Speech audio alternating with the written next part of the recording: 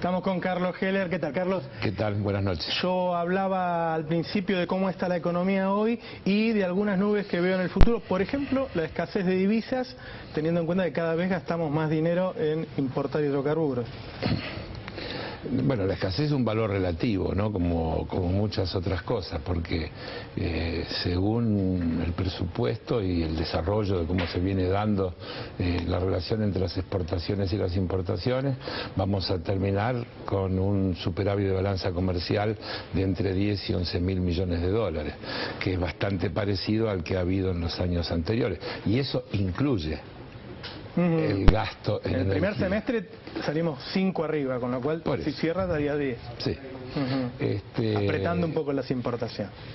No, porque también el volumen de las exportaciones creo que crece en la segunda parte. Me parece que hay alguna cosa cíclica que da así.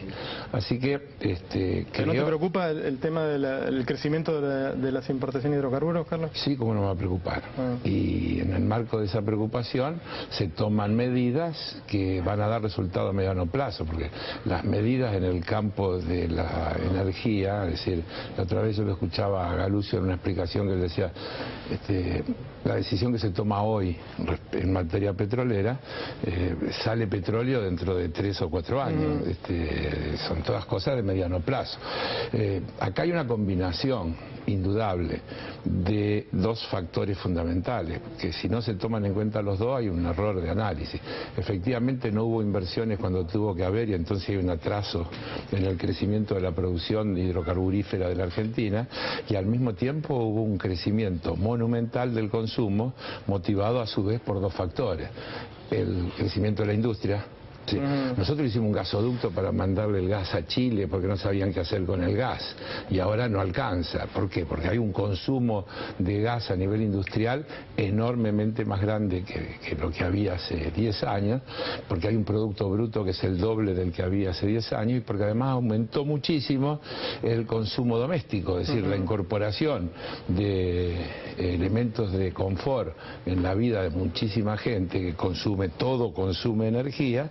Indudablemente genera ese desbalance. Por eso creo que lo que se está haciendo a partir de la aplicación de la ley de la soberanía hidrocarburífera, que yo creo que está en plena aplicación, y si buscamos archivos, yo cuando se sancionó dije que lo más importante no era la nacionalización del 51% de las acciones, sino lo que decía el artículo primero, cuando decía que se declaraba de interés público todo lo vinculado a explotación, investigación, exploración, transporte, etcétera, en materia hidrocarburífera, y allí se planteaba un abanico de opciones, entre ellos la asociación entre el capital público y el privado para el desarrollo de determinados proyectos. ¿Estás de acuerdo con el contrato que se firmó con Chevron? Siempre Chevron suena feo como palabra, ¿no? No. Pero primero creo que hay que ponerlo en la dimensión que se la pone. Es decir, acá no hay una asociación de Chevron que entró en YPF. Acá hay una asociación para explotar una cosa puntual en un área determinada, en condiciones determinadas, donde Chevron va a hacer una inversión de determinado monto, donde YPF va a ser el operador de esa sociedad, y donde dentro de 5 años, el 20% de lo que se produzca podrá ser exportado sin retenciones por la sociedad formada a tal efecto entre Chevron e YPF, que no tiene nada que ver con lo que se ha estado diciendo. Está claro que la pregunta es por qué le aflojamos y lo permitimos exportar sin retención. Déjame decir, porque en el interín, para exportar ese 20%, el otro 80% fue al mercado interno y sustituyó importación y produjo un ahorro de divisa monumental. Porque para exportar el 20 hay que vender al mercado interno, a los precios del mercado interno, el otro 80. Y ese otro 80 hoy se está importando. Entonces en el balance, la ganancia que se hace desde el punto de vista de ingreso de divisa es fenomenal. Digo, a ver, la palabra retención, vos sabés que la gran pelea que se ha dado aquí en este país tiene que ver con el campo, que el dueño, el tipo que explota un campo, en general puede decir que además es el dueño, ¿no? Estos tipos son concesionarios y le aflojas algo que tiene un valor simbólico en Argentina, como es, bueno, no pagues retenciones. No, creo que no. A ver, las retenciones tienen dos roles. Uno es el del ingreso que generan y otro es el de tratar de desvincular el precio internacional del precio interno, de manera de que los argentinos no paguemos el alza que tienen las materias primas que la Argentina exporta.